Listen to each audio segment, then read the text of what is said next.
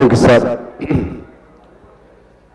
ఇటీవల కాలంలో హైదరాబాద్ నగరం మహానగరంగా రూపొందబోతున్నట్లుగా పత్రికల్లో వార్తలు చదివి చాలా ఆనందం కలిగింది.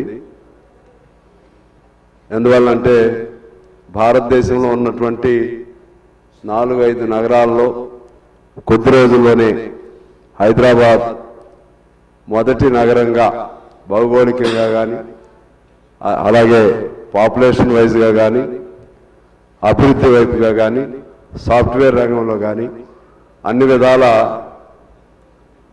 అగ్రస్థానంలో చేరేటువంటి అవకాశం కనపడతా ఉంది. ముఖ్యంగా ప్రపంచంలోనే అతి కొద్ది నగరాల్లో హైదరాబాద్ నగరం ఆ కొద్ది నగరాల సరసన చేరటం మనందరికీ హర్షదాయకమది. ఇదే సందర్భంలో మన మిత్రుడు హరీష్ గారు చెప్పినట్లుగా కొంత ఈ డీసెంట్రలైజేషన్ సెంట్రలైజేషన్ సమస్యలు వచ్చినప్పుడు ఈ పరిపాలనాపరమైన సామర్థ్యం ఎలా ఉంటుందనేది మాత్రం జాగ్రత్తగా చూడవలసినటువంటి అవసరం మన ప్రభుత్వంపైన ఉంటుంది. పరిపాలనా సామర్థ్యం దెబ్బతినే అవకాశం కూడా ఉంటుంది అధ్యక్ష. చాలా చోట్ల చూస్తున్నాం, ఎవరి వాళ్ళకి చిన్న చిన్న వికేంద్రీకరణలో వాళ్ళు జాగ్రత్తగా వాళ్ళ పంచాయతీ కానీ మున్సిపాలిటీ కానీ అన్ని అంశాల్లో కూడా వాళ్ళకి ఎంత నిధులు ఉన్నాయి, ఎంత ఖర్చు ఉంది, దాన్ని ఎలా రాబడి సంపాదించుకోవాలి, ఇటువంటి జాగ్రత్తగా చూస్తారు. అలాగే పారిశుద్ధ్యం ఎలా ఉంచుకోవాలి, రోడ్లు ఎలా ఉన్నాయి, డ్రైన్స్ ఎలా ఉన్నాయి, ఇవి కాన్సన్ట్రేషన్కి చాలా మంచి అవకాశం ఉంటుంది చెన్నై అయితే. అదే సమయంలో అలా అని చెప్పి పట్టణాలు గ్రామాలు పట్టణాలుగా మార్చకుండా ఉండలేరు, పట్టణాలు నగరాలుగా మారకుండా ఉండవు, నగరాలు మహానగరాలుగా కూడా మారకుండా ఉండవు. కానీ వీటి మధ్య ఉన్నటువంటి ఆ బ్యాలెన్స్ని, ఆ డిస్టింక్షన్ని జాగ్రత్తగా చూడవలసిన బాధ్యత ఉంది.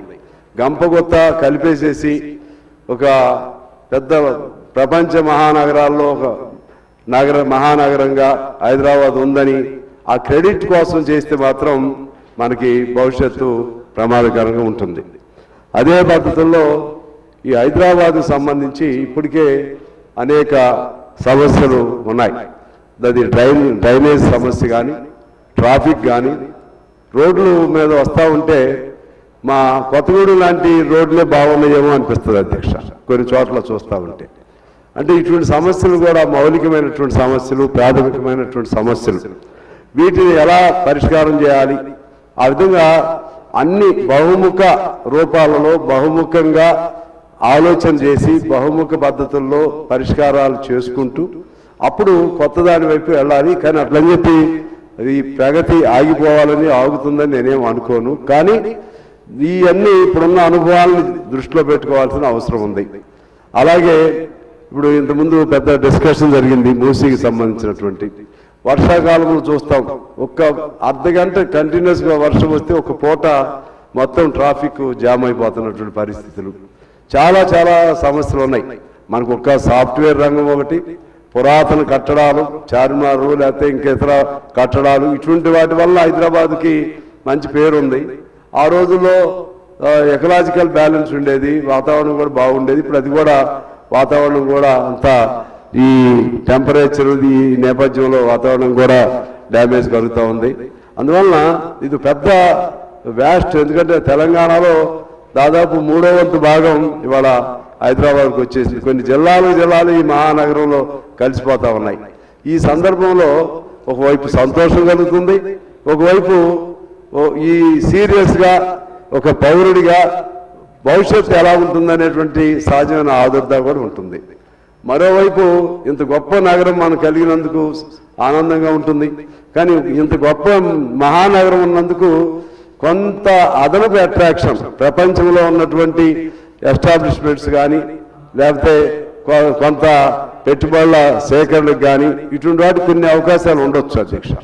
అందుకని దీనికి సంబంధించి మన ముఖ్యమంత్రి గారి ఆయన స్వాధీనంలోని శాఖ ఉంది కాబట్టి ఆయన బాగా టైం స్పేర్ చేయాలి, బాగా అధ్యయనం చేసి, ఇప్పటికే ఆయన చెప్పిన మాటలను బట్టి చూస్తే చాలా బాగానే అధ్యయనం చేసి, అంటే హైదరాబాదు నగరానికి సంబంధించి నాలెడ్జబుల్గానే మాట్లాడారు.